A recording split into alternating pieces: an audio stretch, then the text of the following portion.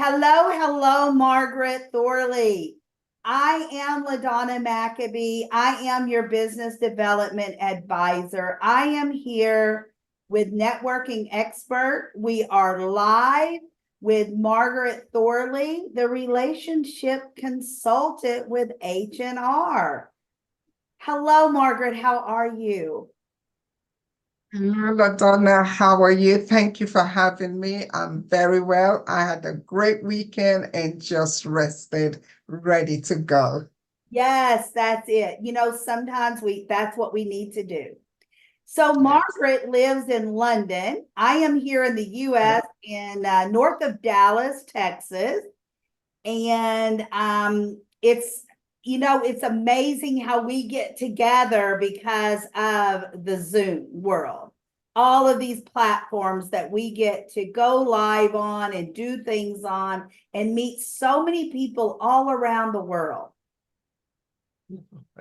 No, most definitely. I think this is so amazing since I started this journey, how Zoom has opened a massive market for us. Because look, I'm in the UK and you are in the US, and yet we are connected, yet we are working together. I think it's just phenomenal. Absolutely fantastic.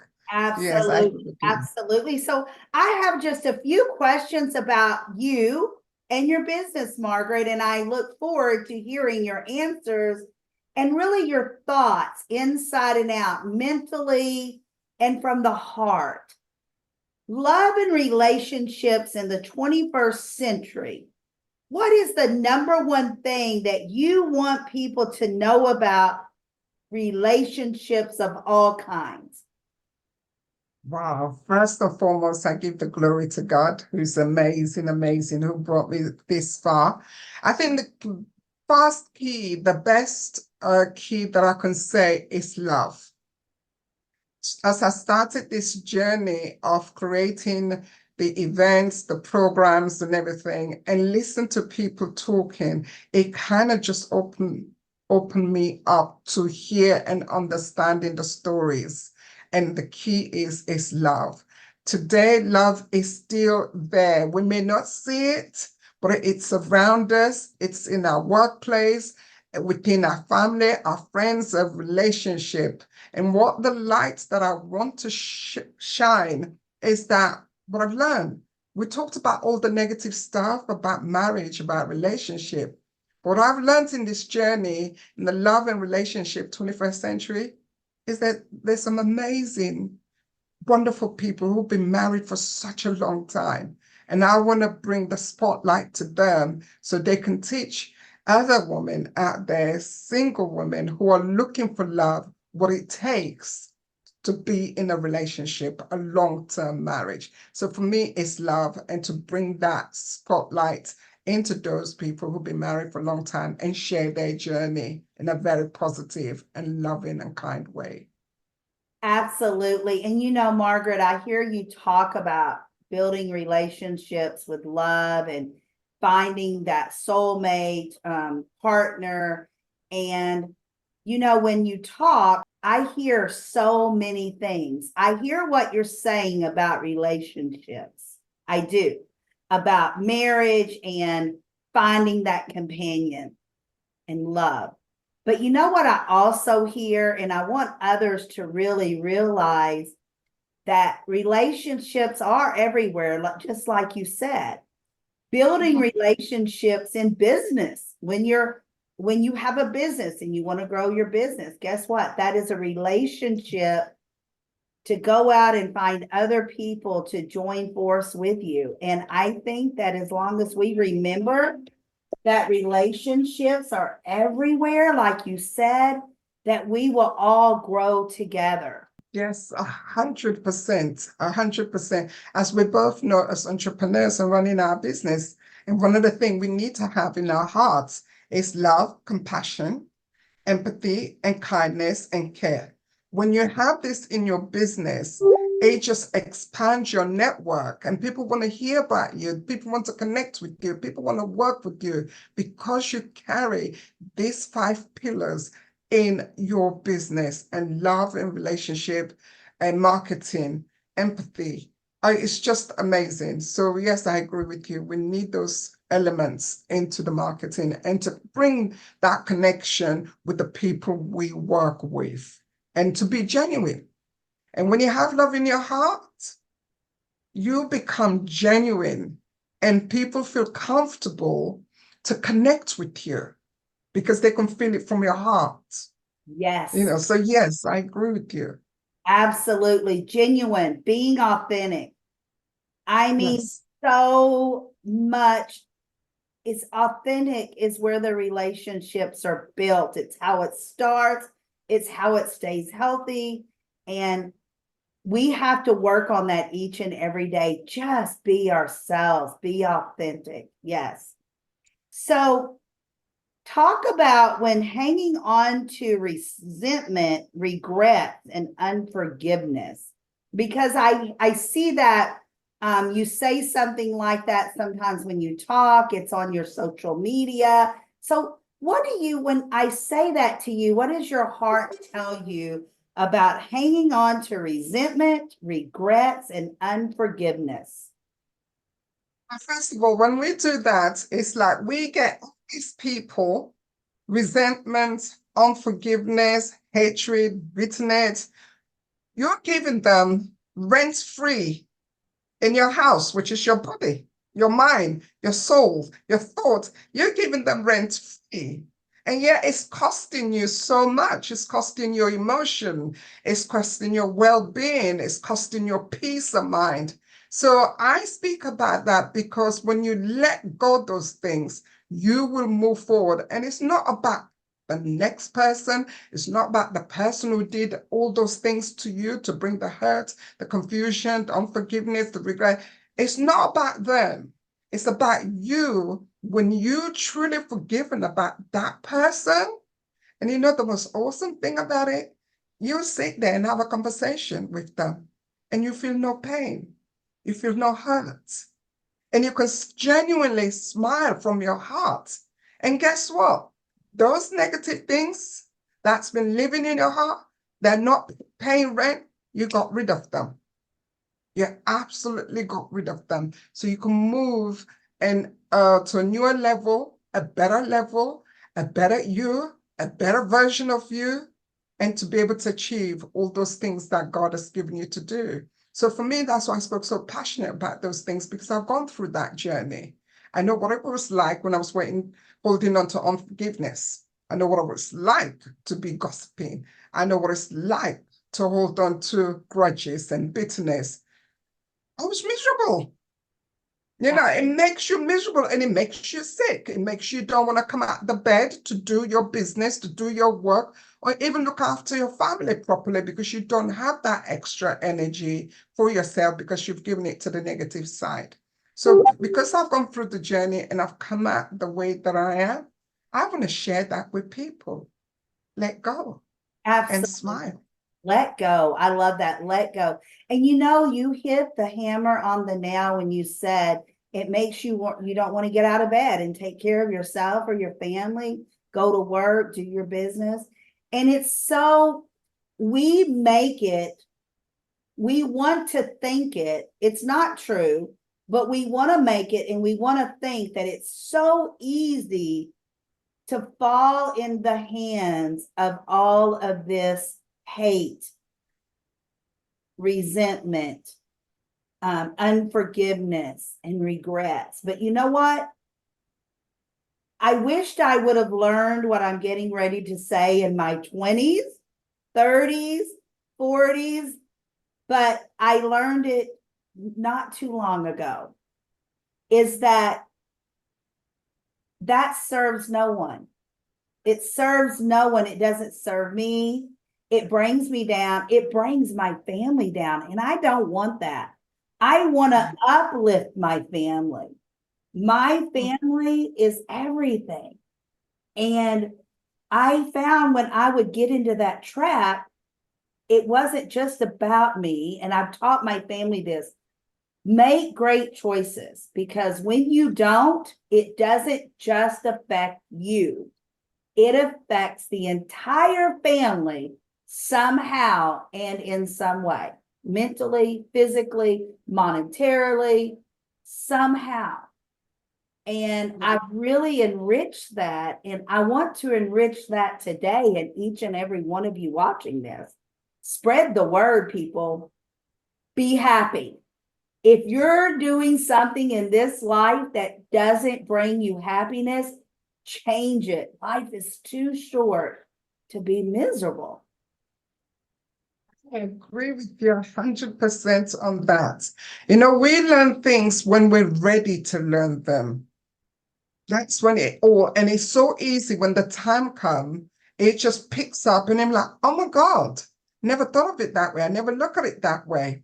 Because that was the time that you're ready to learn that because it's easier.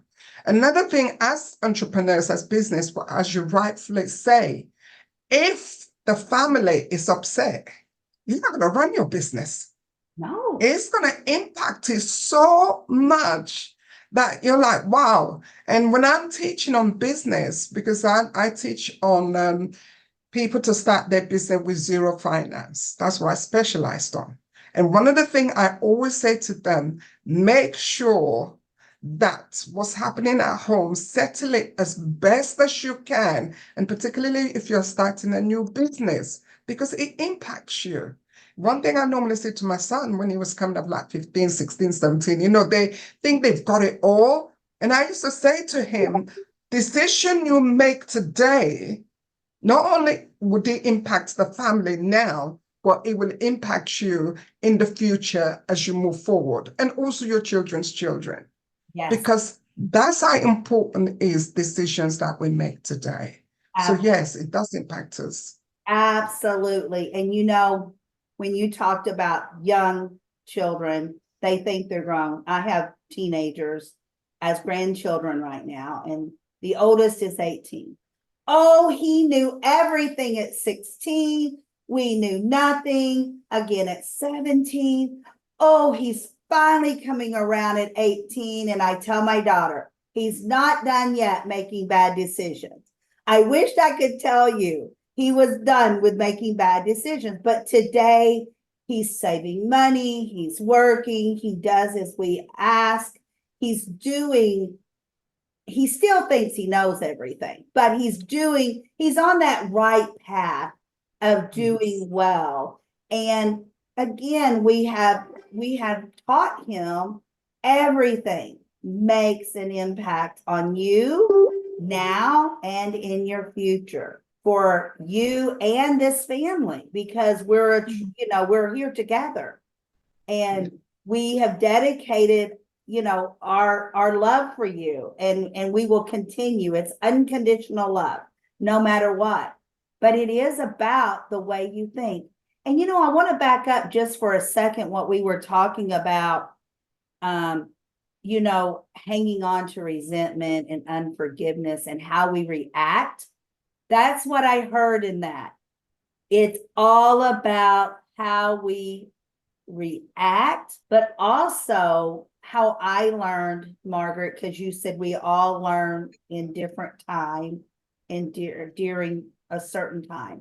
What I have learned, it's also about the people that you put yourself around. And that is what changed my mindset. That is what changed my life to be more positive and thinking more, I want to say, to the highest level, because that is key. That just put chills in my spine, because the people that we put around us do make a difference. It does indeed. It does, because like, for example, whenever I'm teaching business or I'm in the middle of coaching, I would say to people, choose your friends around you and who you share your dream and your vision to. Not all your friends that you have, you are able to share your dreams and vision, because they will not understand all of it. Not at all.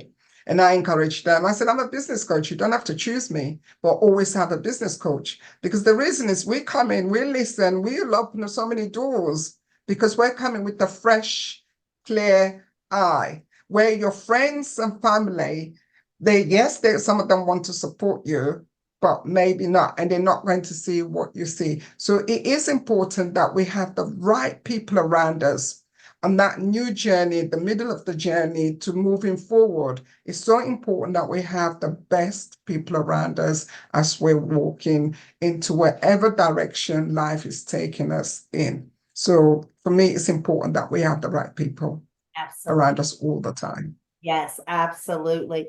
So, Margaret, let's go into Father's Talk Show. Let's change your life. As you being a woman, and then you have a father's talk show. And not just that you're a woman. It makes me tickle when I see Margaret and I hear her story as a single mom to sons, and she has a father's talk show. Let's change your life. So tell me a little bit about that, Margaret. As I give the glory to God, because it has to be Him. When He gives you a project, it's a project that looks so big, unusual, and you think, oh my God, how am I going to do this? And this is, for me, I need to give Him the glory. How I started the Father Talk Show, to be honest, it's that I used to run my own business. I started my own business at the age of 21. So you can just imagine, I made some crazy money. I wish I had the sense that I have now. I could manage my money a lot better, but I didn't have the sense. I was too young. But how the Father Talk Show is when I lost my business. Okay, that was in my 40s. Been running my own business from the age of 20 till 40, till I was 40. And I remember sitting down in a shop that I had, which was exclusive shop. You know, I used to travel everywhere to have this exclusive stuff. And I remember praying. I said, God, you know what? Margaret's done everything Margaret wanted to do. She's run business. She's had men in her life she wanted. But this time now, if I'm going to run any business, I want to run a business that glorifies you. Within 3 years of doing that prayer, I lost my business, not because of God, but 9/11 happened, and went back to college and retrained completely. And then I got a job as a business coach and a mentor. And I realized as a business coach and a mentor working in the industry where I was, I find that single fathers were not getting the support that they needed. Lone parents were not getting the support that they needed. And sometimes we have to be very careful what we say. And I met a single father who was really kind of down. He says he didn't have gas and electric for that day to support his daughter when he comes from school, no food, no everything. And I remember worked really hard on that day, made sure that all the support he needed on that day, he got the money, because I contacted some of the partners we worked with where he could get the loan and all that. So I made sure before I left, he had that. And I remember driving back to the office, and I said, you know what? The next business I'm going to run is going to be dedicating working with fathers. And you know what, LaDonna? Less than 6 months, I was made redundant. Less than 6 months. And I remember I had no money, nothing. And I'm thinking, what am I going to do? And God said, go and start the Single Father Project. And this is how it came about, working with single father. But I came to focus more on it after COVID. During the COVID, I realized a lot of single fathers were really struggling, because the support they had around them is gone. And some of them were running business. They had to close their business. And some of them wasn't working. They had really good jobs, not working. So financially, that was really, really kind of a lot. And the feeling that they didn't have nowhere to go and get help and support. And that kickstarts me to run a particularly workshop, which was just pure men in there. And it was just amazing, amazing. I was the only woman training. The whole class, which was face-to-face, was pure men.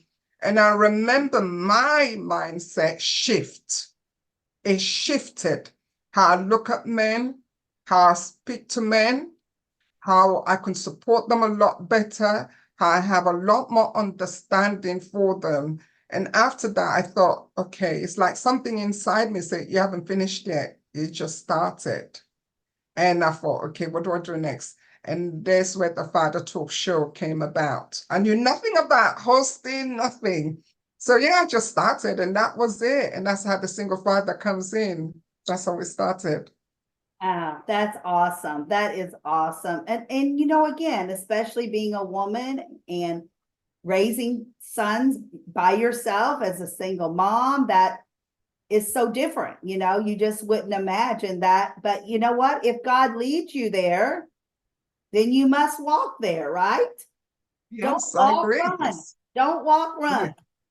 So, okay, so how about the unbreakable bonds, the journey of single fathers? Oh, that's my book. Yes, it is. Oh my God, that's my book. That's awesome. What happened is I've had kind of 13 years working with fathers, but I focused a lot more within the last 2, 3 years onto fathers. And the book is all about a collection of stories of fathers that I've worked with. And I thought, you know what? The world needs to know this man's story. These are men that say, yes. I'm not walking away and leaving my children behind. I'm going to do that extra run, that mile. I'm going to have them. So what I then did was collect all those stories and put them together. For example, one story that I really had to help when you're coaching, somebody's telling you a story and you're really going to have to just hold your head up high and not bust into tears because obviously it's not going to help them. Or maybe. So I remember holding this and because we worked with some major partners who was funding us, all our workshops were free because we've been funded. And I got the phone call from one of the partners who said, we've got these single fathers that needs to start their own business. We know, you're quite good at that, so we're going to refer the father. So I said, okay, please do refer the father. And this story is in there. So I'm going to summarize it very quickly. Came and we quickly summarize it. It says, I said, how did you become a single father? Everything was okay. He had a brilliant job. The missus had a brilliant job. And then one day just got a call that he has to go home. And the child was about 6 months old. He had to go home. And he got there. The wife wasn't responding to anything, kind of in days. And yeah, took her to the hospital. They said she's going through a mental breakdown. Social service wanted to take the child from him. He went to court and fought for the child. He got the child. The parent, the mom stepped in. Everybody stepped in anyway. But then he didn't know how to kind of now get his life back in order. So he thought the best thing to do was to start his own business. So for me, I think a story like that should be highlighted. So the whole book is highlighted stories of these amazing guys that say, yes, I'm going to be in my children's life no matter what. So yes, that's what the book is about. Absolutely. Oh, What I love about your story is that this is a perfect ending to our interview today with you, Margaret, because it's another type of relationship that you build your businesses on. You know, both of my daughters have been single parents. My youngest daughter was pretty much a single parent for the first 12 years of my granddaughter's life. My oldest daughter has two boys, similar to you, and has always been a single mom. And when I say always, I mean no money coming in from the dad, no yeah, help, no support, no showing up. And, I have never been a single parent, but watching them be single parents again affected the entire family. But I really seen what my daughters go through or have went through. And now watching my youngest daughter, she's married, they have my 5-year-old grandson, and he is a full-time dad. She is a full-time mom, and I see really what the differences are now. you know, because when you experience it yourself, you think you know it, you think you see it and feel it, but when you see your children doing it, Mhm. it's a whole different aspect. And to Indeed. watch single moms and single dads step up and do what they do is fabulous. It is. Absolutely fabulous. So thank you, Margaret, so much. I hope that everyone has learned the key word to this interview, I truly believe, is relationship. I mean, truly, all types of relationships. And Margaret is your girl for helping you through those relationships. Thank you so much, Margaret, for being here. And until next time we see each other, everyone have a wonderful rest of your day. Thank you so much. Thank you for having Thank me. you, everyone.